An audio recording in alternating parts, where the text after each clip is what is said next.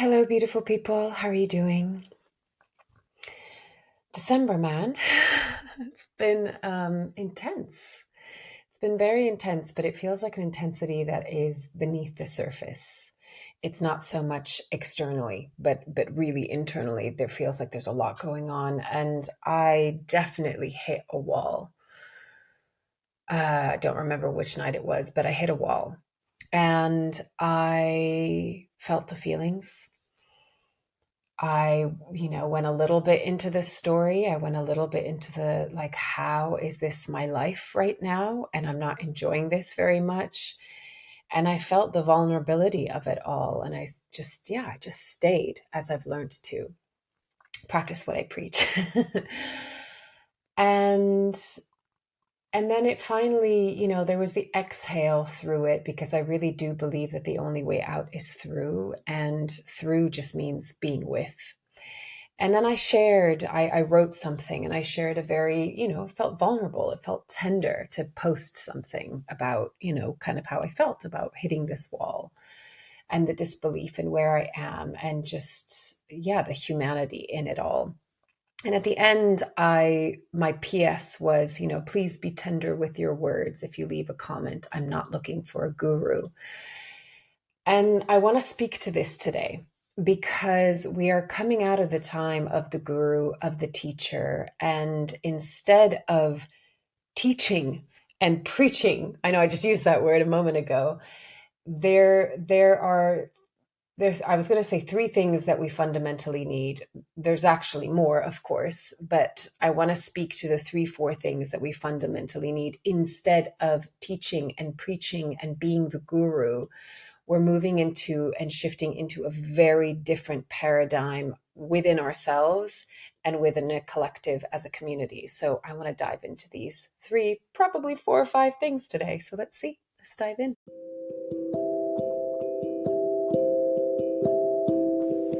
This is Corinne Bloom, and you're listening to Raw Conversations.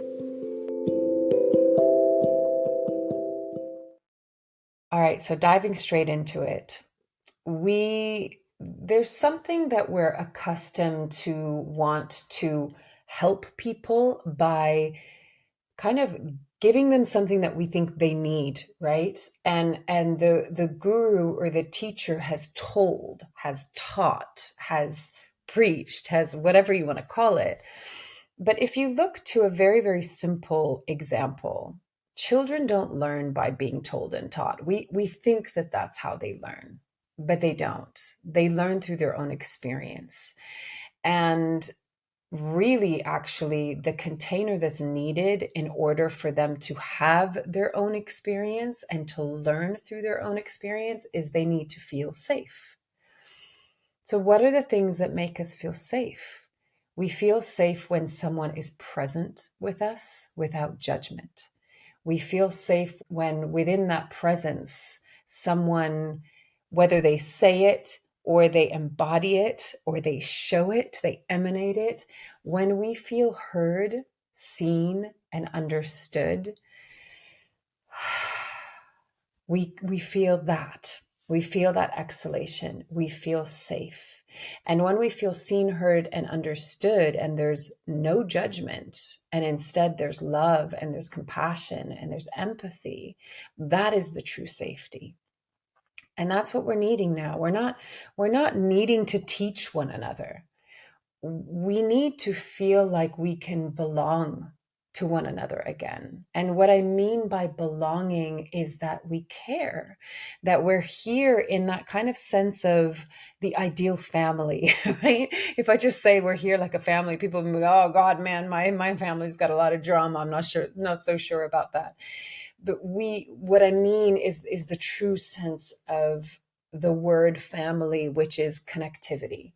We need connection. We need care. We need the lack of judgment and the presence of love and compassion. And true presence and love and compassion goes, I hear you. I'm here with you. I see you. I witness you. I feel you. I've been there myself. That's empathy, right? So, in response to my post, I had beautiful responses. And there was one that was like, I know it came from a kind-hearted place. I know that, but it was still the prediction of what you will and what you should feel and do about yourself.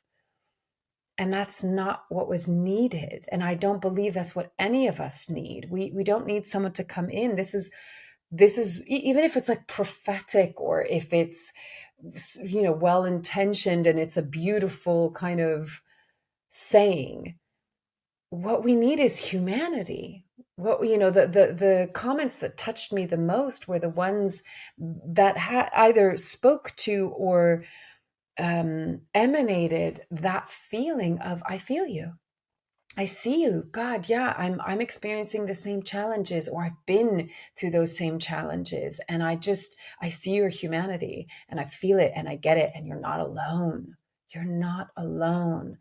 This is what so many people need. The 15 years of having done authenticity coaching, so many people would come to me and they would begin by going, what's wrong with me? How do I fix this? How do I get rid of this? And I would always respond saying, there's nothing wrong with you. You're not broken. There's nothing that needs fixing.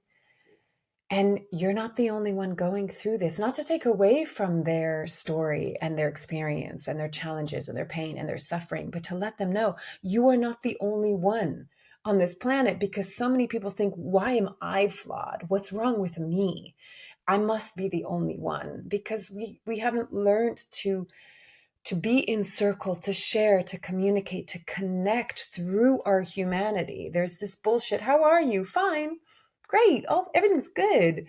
You know, it's, we need to return to our own humanity, and we need to begin to care.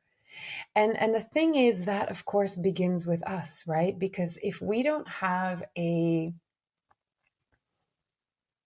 word that comes into my mind, but I don't like it, but I'm going to say it because that's what comes into my mind. If we don't have a tolerance for our own humanity, how will we have a tolerance for other people's humanity, right? If our tolerance is low, how can it be high for somebody else?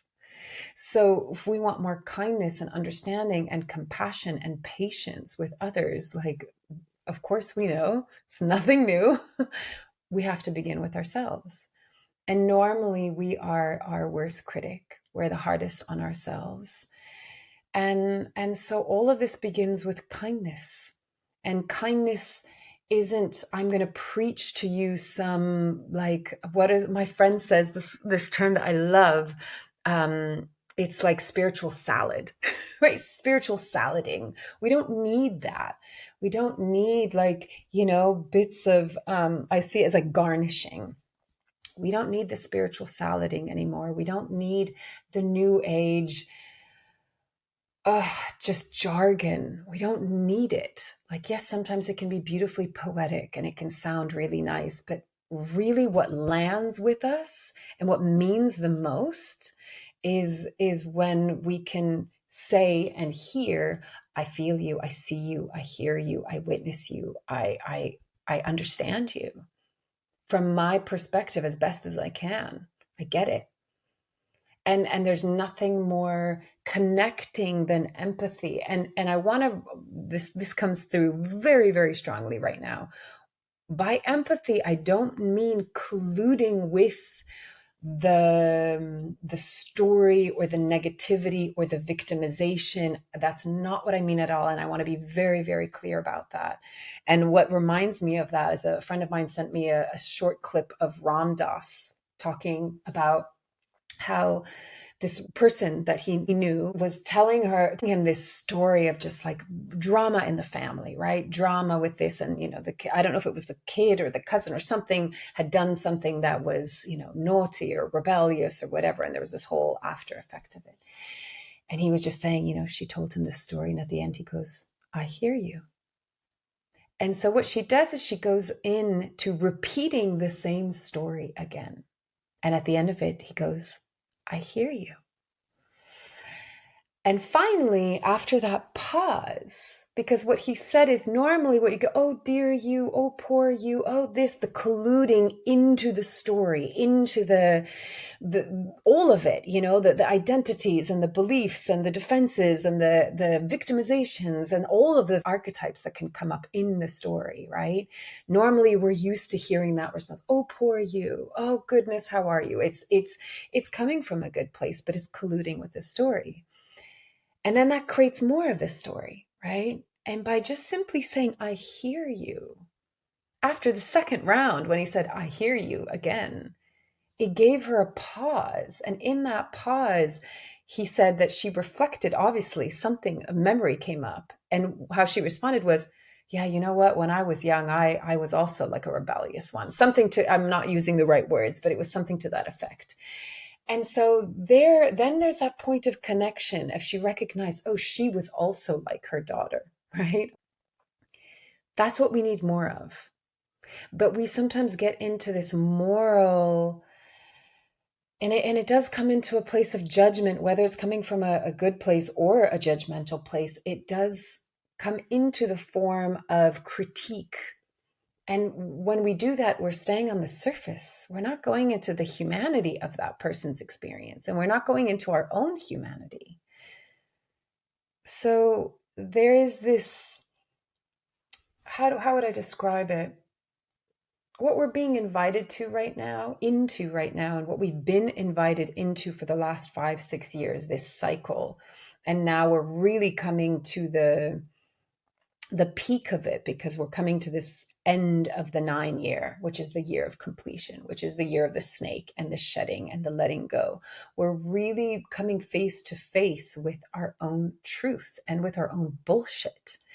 And the ways in which we've coped, and the ways in which we circumvent our humanity, the way that we put on the masks and the facades and the coping mechanisms that create those masks and facades.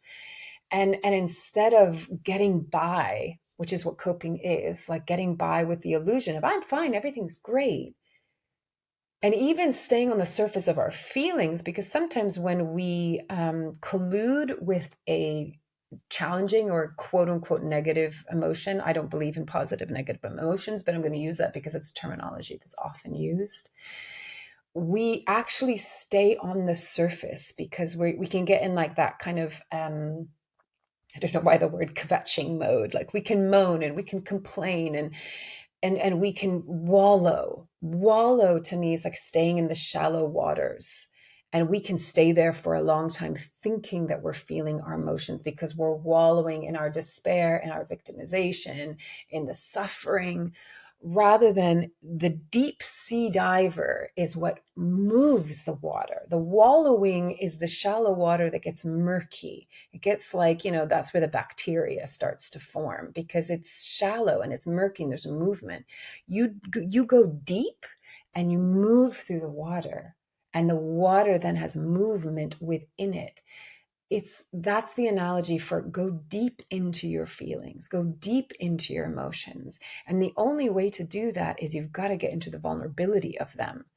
You don't stay on the surface of like, ouch, ouch, ouch, ouch, ouch. It's like you go into the pain. You stub your toe and you might, mother, and then you breathe into the pain. And that's what allows us to get through it. So the only way out is through, but through is in.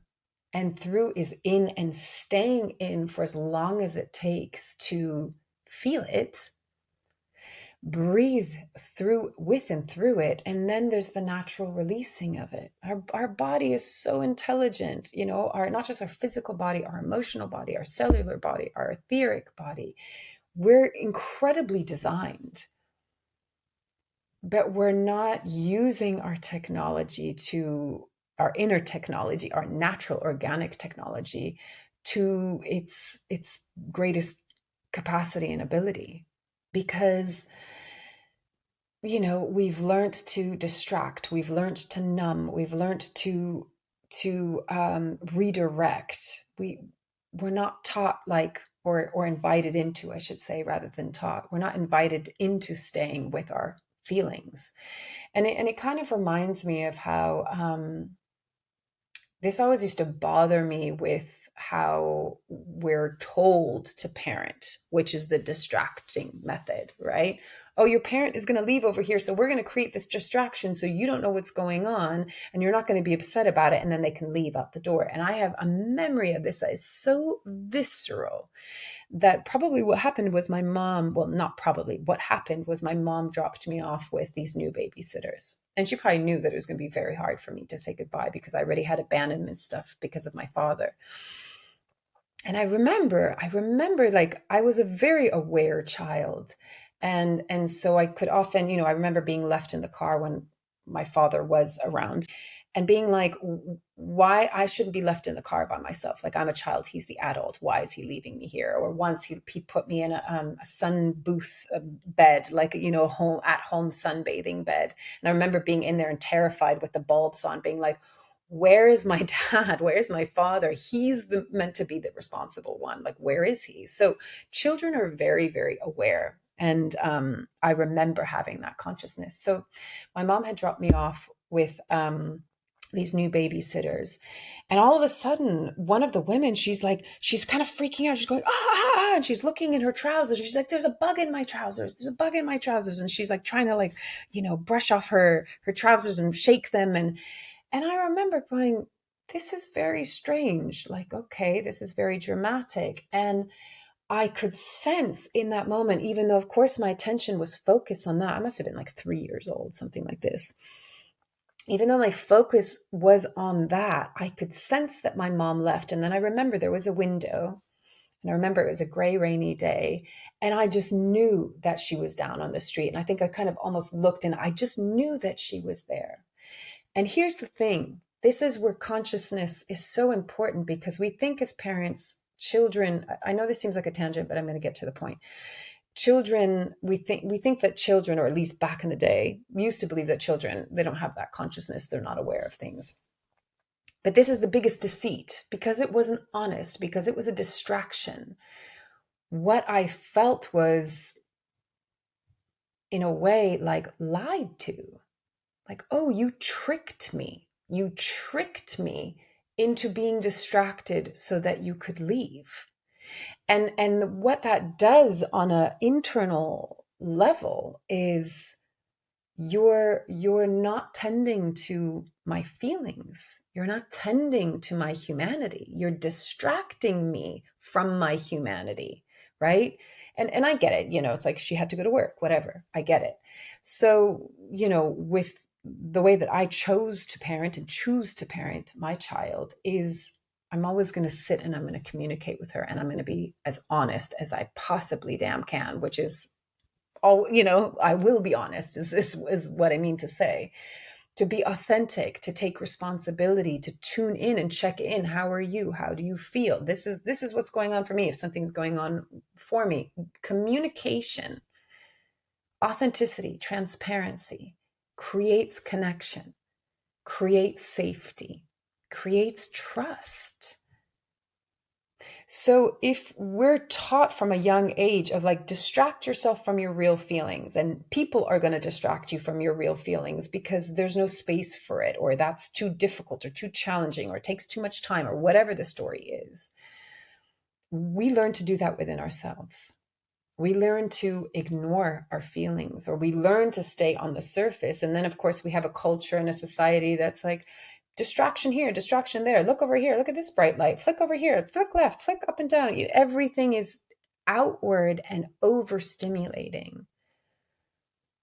And so this wraps back around to how it can be so challenging for people to really stay within their own experience, and to know that it's safe to do so. So many people are so scared to go inside of themselves and feel their feelings, because you know why? Nobody did it with them when they were a child. And sometimes feelings can feel scary, or they can feel overwhelming. And we need that metaphoric like hug to say, I'm here. I've got you. You're safe. It's okay. It's okay to feel that way. Also, it's like removing the shame, removing the judgment, removing that you should be anything other than who you are in this moment right now. That doesn't mean to condone bad behavior. Behavior is different than who you are. Behavior is learned, and behavior is also easily changed into something else. But we have to come back to the canvas behind everything. And that canvas is innately worthy, infinitely worthy, good enough, lovable, significant. You matter, you belong, you deserve. So when I'm speaking to coming back to, we need to belong to one another again. We also need to belong to ourselves, to our worth, to our humanity and our divinity. And we discover our divinity through our humanity. You can't bypass your humanity. We're having this human experience. So you learn from your feelings. You learn from your emotions. You learn from your suffering and your challenges. You learn through the pain. You learn through the dark night of the soul. It's all a beautiful learning, not to punish you, but to grow you, to expand you, to evolve you. So we also have to get out of this idea, this what we believe is a notion of a lesson as a punishment. A lesson isn't a punishment. A lesson is a point of growth. This is the school of life. You come here to have lessons and to learn and to grow. But it's not how we think of, if you were parented or educated through the punishment praise system, then yeah, of course, you're going to look at a lesson and go, I don't want to learn anything. A lesson is cruel. It's mean. Why would I want that? But if you have a template and a blueprint of a lesson is a growth opportunity, you're going to perceive your life in a very, very different way, because it's no longer, you don't get stuck in the praise punishment. You see it as an experience, and it's neutral. You might have a feeling about it. That's not what I mean by it's neutral. Like, you might have a very visceral emotional feeling about it, towards it, but the experience itself is neutral. It's just an experience. That's what this whole life is about. It's just experience after experience after experience. And a lot of NDEers, near-death experiencers, will say when they're on the other side and they're having their life review or they're speaking to their guides, there's no judgment. There's no judgment. There's just, what did you learn from that? What do you still want to learn? Your soul chose, this is what I want to learn. There was a great NDE that I just watched recently, and this woman, my goodness, just had in her childhood and adolescence and early, adulthood, just the most extreme life that you could imagine. Addiction, abuse, parents committing suicide, just leaving her to her own. I mean, just beyond suffering. And she saw in her near-death experience that it was like there was this gathering of souls that were all getting ready to go on earth, and it was this really exciting thing. And then she saw it as if it was like a supermarket aisle. And there was a bunch of cereal boxes, because I think you're shown what you relate to, right? So she eats lots of cereal, apparently. And she was going down the aisles being like, I want this one, and I want this one, and I want this one. It's like, these different boxes of cereal to put into your cart. And I was like, yeah, that's like childhood abuse and addiction and this and that and the other. And it's like, the soul goes, wow, this is exciting. I want to learn about that. And then, of course, you come down and you have this human experience. And you're like, damn, this hurts. This is hard. And when she had her near-death experience and she was in front of the panel of her guides, she was like, man, you guys don't tell us how hard this is before we come. You don't tell us how hard this is. You have no idea. They're like, you say this every single time. And anyway, at the end of her interview, she was talking about how she would come back again, which for me personally, I'm like, this is my last round. This really is my last round. I knew what I was getting into, and I knew that this is the final act for me, for sure. But to come back to this sovereignty again, that's a word that's just dropped in. We are learning how to be sovereign, and sovereignty requires self-responsibility, and self-responsibility requires a lot of patience and love and compassion and care. But why that word dropped in right now is because we're coming out of victimization. We've been in victimization for so long, and it's so damn disempowering. And I know it's easier to point the finger outside of us, to blame the parent, to blame God, to blame the other, to blame whatever. And it's not actually even about blaming yourself. It's not about blame. It's about, okay, this is my experience. This is the experience that I'm having. Can I see it as something neutral? Be with the feelings, be with the reaction, be with the response to it. Tend to your humanity. But sovereignty is owning our experience and then going, okay, why am I having this experience? What is it showing me? What is it revealing to me? What can I learn from it? What are the insights? How is this happening for me and not to me? Remember that one?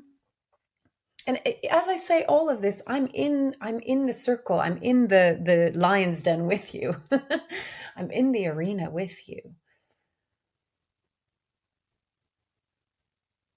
And the feeling that comes back into me right now is be kind. Be kind to yourself. It's the school of hard knocks. It is not easy being human. It's not easy. And these times are extraordinarily intense. Even if nothing is happening on a physical level, it's extraordinarily intense on a consciousness level, on a spiritual level, on an etheric level. I mean, I would say even on a biological level, we are going through changes. We're getting hit by all of these solar storms. There's a lot going on. This is a shift in consciousness. We are in the birthing canal and it's tight. It's a tight squeeze. And at times it's super dark and we cannot see. And we keep on stubbing our toe or our heads. And when you do, cry. Feel it. Get angry at it. That's okay. Get angry at it. The other day in my meditation, I was like, F you, soul, you've betrayed and abandoned me. F you, God, source, creator, you've betrayed and abandoned me. F you, guides and angels, you've betrayed and abandoned me.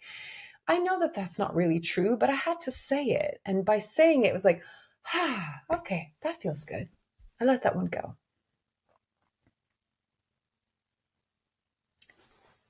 Everything is in motion. Everything is in motion. Allow yourself to be fluid within the intensity of it all. This passage of time might make you feel crazy sometimes. That's okay. You're not alone. We're learning to just stay, be with it, experience it, be the spiritual adult within it. But do it with kindness.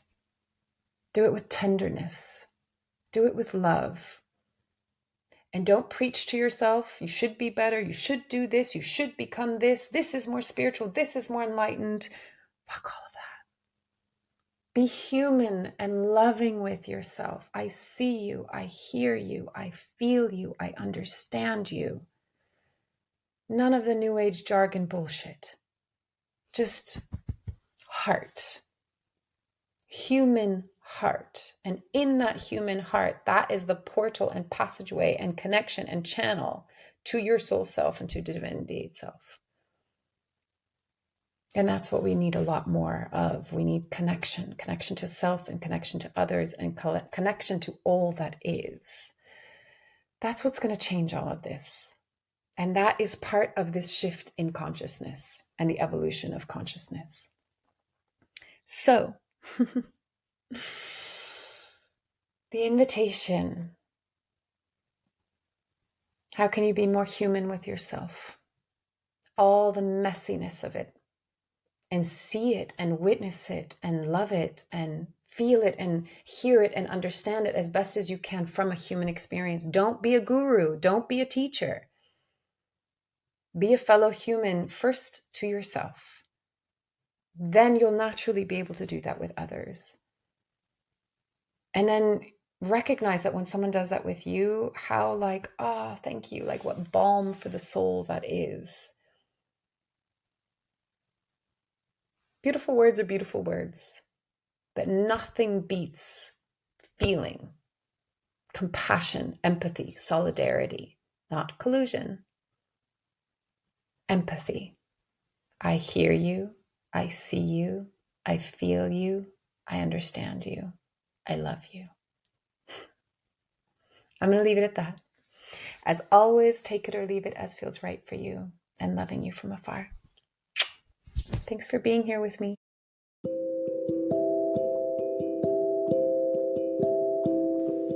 You've been listening to Raw Conversations with Corinne Bloom. Thanks so much for showing up, listening in, and being a part of the conversation with me.